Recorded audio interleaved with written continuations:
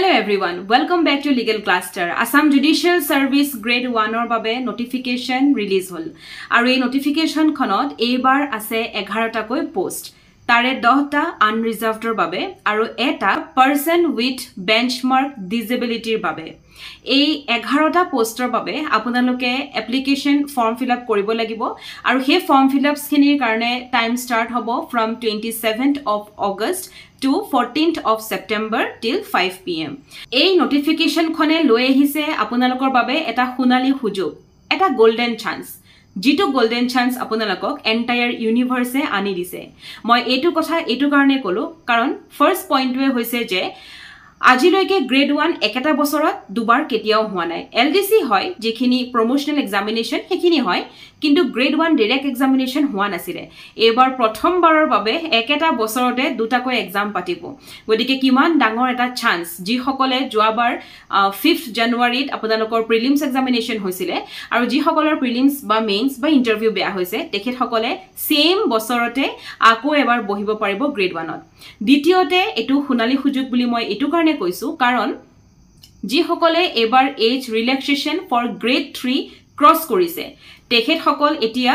grade 1ত বহিব পাৰিব যেহেতু গ্ৰেড 3 তেওঁলোকে এজৰ বাবে বহিব নোৱাৰিলে এতিয়া 35 পিছত আপোনালোকে ডাইৰেক্টলি গ্ৰেড 1ত বহিব পাৰিব তৃতীয়তে হৈছে যে একেটা বছৰত এক্সামিনেশন যেটো বস্তু আজিলৈকে গ্ৰেড 1ত হোৱা নাছিলে আৰু এতিয়া যদি আমি চাও যি সকলে গ্ৰেড 3 দি উঠিছে বা গ্ৰেড 1 ৰিসেন্টলি দি উঠিছে তেখেত সকলে সদায় ভাবিছিল যে আৰু 1.5 বছৰ ৰখিব লাগিব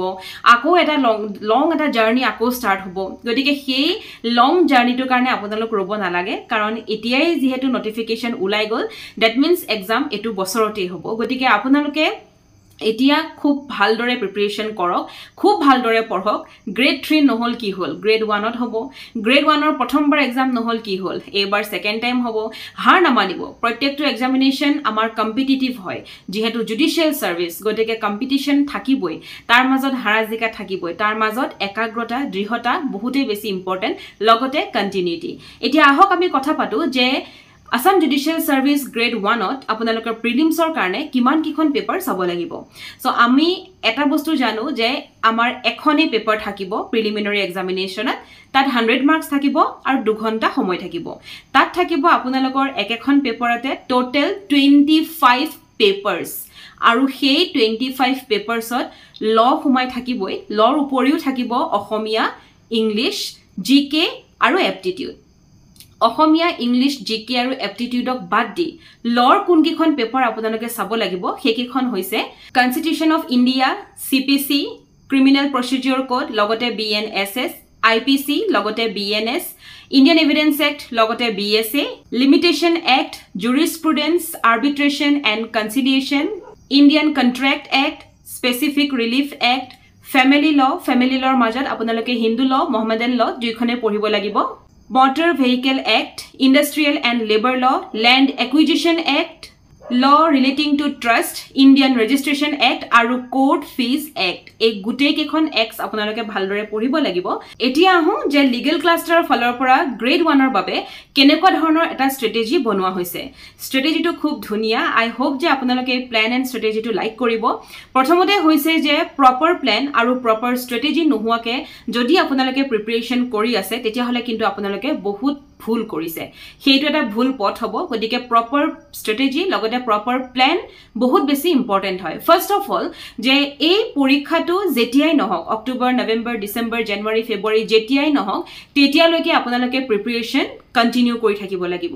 লিগ্যাল ক্লাষ্টাৰৰ ফালৰ পৰা once you are get admitted আপোনালোকে এডমিশন লোৱাৰ লগে লগে আপোনালোকক স্প্লিট কৰি দিয়া যাব 4টা বিভাগত ল থাকিব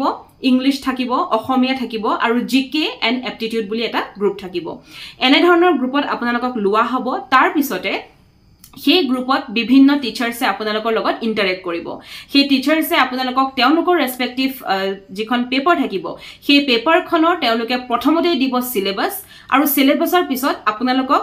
monthly ধুনিয়াকৈ সময় সময় পঢ়াই যাব তাৰ মাজত যিখিনি ক্লাसेस দৰকাৰ হয় হেখিনি ক্লাস আপোনালোকক দিব নোটস থাকিব পিডিএফ ৰূপত আৰু এটো থাকিব যে যিখিনি বস্তু আপোনালোকে বুজি নাপায় হেখিনি আপোনালোকে ৰেসপেক্টিভ টিচাৰছক খুদিব পাৰিব আমাৰ প্ৰত্যেক সাবজেক্টৰ বাবে প্ৰত্যেক বেলেগ বেলেগ টিচাৰ্ছ থাকে গতিকে সেই টিচাৰ্ছখিনিক আপোনালোকে নিজে এপ্ৰোচ কৰিব পাৰিব যদিহে আপোনালোকে কিবা এটা বস্তু বুজি পোৱা নাই বা সেই কনসেপ্টটো আপোনালোকৰ ভালদৰে নাই এতিয়া এটো ওপেন টু অল হয় টিচাৰ্ছ 24/7 হাৰে থাকে আপোনালোকৰ যেতিয়াই মৰ্জি তেতিয়াই তেওঁলোকক আপোনালোকে ফোন বা মেছেজৰ যোগেৰে প্ৰশ্ন সুধিব পাৰিব যেহেতু মই প্ৰথমতে কলো যে প্ৰথমতে সিলেবাস দিয়া হয় সেই সিলেবাসখন আপোনালোকক ভগোৱা হ'ব যে এই প্ৰপাৰ সিলেবাসখন আমি তিনটা ভাগত ভগাইছো প্ৰথম 15 দিন বা 20 দিনত আমি এখিনি পঢ়াম সেকেন্ড যেটো স্লট হ'ব আমি এখিনি পঢ়াম থাৰ্ড স্লটত এখিনি পঢ়াম তেনেদৰে প্ৰত্যেকটো ক্লাস যায় কিন্তু লট অকনমান বেলেগ যেহেতু লট বহুতখিনি পেপাৰ থাকিব গতিকে এখন পেপাৰ কৈ আপোনালোকক পঢ়ুৱা হ'ব নোটস দিয়া হ'ব আৰু লগতে সেই পেপাৰখনৰ ওপৰত আপোনালোকক এটা টেস্ট পতা হ'ব টেস্ট এটো কাৰণে পতা হয় যদি আপোনালোকক যদি টেস্ট পতা নহয় তেতিয়া হলে আপোনালোকৰ মাজত থাকি যাব যে আপোনালোকে পঢ়া নাই আপোনালোকে নোটস পাই আছে আপোনালোকে বুজিও পাই আছে কিন্তু পঢ়াটো আপোনালোকৰ সমানে হোৱা নাই যত এটা ফোৰ্স নাথাকে তাত একো কামই নাথাকে গতিকে আমাৰ ফলৰ পৰা এটা ফোৰ্স দিবৰ বাবে আমি টেস্ট কন্ডাক্ট কৰিমে আৰু হেতু আপোনালোকে দিবই লাগিব সেই টেস্ট দিলেহে আপোনালোকে গম পাব যে আপোনালোকৰ দৈনন্দিন ডেইলি আপোনালোকৰ পঢ়া হৈ আছে সেই কাৰণে এটা ভাল স্ট্ৰেটেজি লোৱাটো বহুত বেছি ইম্পৰ্টেন্ট হয় ইভেন পাৰ ডে আপুনি কি পঢ়িব সেইটো নিৰ্ধাৰণ টিচাৰ্সে কৰিব আপোনালোকে ৰাস্তাটোত মাত্ৰ গাড়ীখন চলাবহে লাগে সেই ৰাস্তা কিন্তু আমাৰে হয় গতিকে সেই ৰাস্তাটো অলৰেডি বনাই থোৱা আছে সেই প্ল্যানাৰটো বনাই থোৱা আছে আৰু সেই প্ল্যানাৰৰ মতে আপোনালোকে এই 1.5 মাহ 2 মাহ যিমানখিনি সময় পায় সাংঘাতিক ধৰণে যদি কষ্ট কৰে আই হোপ যে আপোনালোকৰ ভালদৰে ৰিজাল্ট সদায় পজিটিভ ওলাব আমি যোৱাবাৰো দেখিছো 12টা পোষ্ট আছিল তাৰে মাত্ৰ দুটাহে ফিল আপ হ'ল দুটা নে তিনটা ফিল আপ হৈছে গতিকে এইবাৰ যদি আমি চাও যে 10টা কৈ বা 11টা কৈ পোষ্ট দিছে এই গুটে 11টা পোষ্ট কিয় ফিল আপ কৰিব নোৱাৰে পাৰিবতো নোৱাৰো বুলিলে হেৰা বেয়া কথা বৰ কদাপি নহয় হেতু কথা মানুহৰ এনে এখাৰ কথা জানো অসমীয়া ভাষাত নাই গতিকে নোৱাৰো বুলি কোনো কথাই নাই আপোনালোকে প্ৰথমতে হৈছে যে এখন প্ল্যানাৰ আৰু স্ট্ৰেটেজি যিখন আমাৰ লিগ্যাল ক্লাছৰ ফালৰ পৰা বনোৱা হৈছে সেইখন আপোনালোকে হুবহু লব লাগিব সেইখনৰ মতে সাংঘাতিক কষ্ট কৰিব লাগিব আৰু প্ল্যানাৰৰ মতে টিচাৰ্সে যেনে ধৰণে নোটস দিয়ে যেনে ধৰণে পঢ়ায় যেনে ধৰণে আপোনালোকক লৈ যাব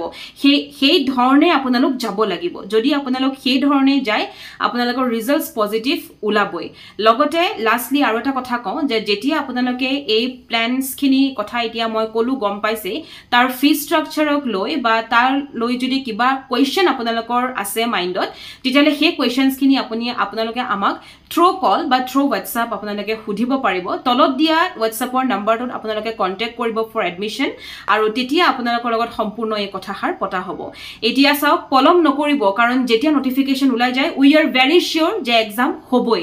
এনি হাউ এনি কন্ডিশন এক্সাম হ'বই এতিয়াৰ পৰা আজিৰ পৰা আপোনালোকে এই মুহূৰ্তৰ পৰা পঢ়া ষ্টাৰ্ট কৰক মনত ৰাখিব যে এটা দিন যদি আপোনালোকে ওয়েস্ট কৰে হেতু কিন্তু ওয়েষ্টত গুছি গল গতিকে এতিয়াৰ পৰা কোনো ধৰণৰ এক্সকিউজ নাৰাখি সাংঘাতিক পঢ়ক কাৰণ বহুত দিন প্ৰিলিমছত নাথাকে এই 2.5 মাহ যিমান পাৰে হিমান মনৰ পৰা কষ্ট কৰক আৰু ৰিজাল্টস পজিটিভ হৈ ওলাব মোৰ ফলৰ পৰা আৰু এন্টায়াৰ টিম লিগ্যাল ক্লাছৰ ফলৰ পৰা আপোনালোক সকলোলৈকৈ গুড লাক থাকিলে আৰু আপোনালোকৰ যদি কিবা কোৱাৰিজ থাকে আপোনালোকে তলত দিয়া নম্বৰটোত আমাক কন্টাক্ট কৰিব পাৰিব thank you for watching the video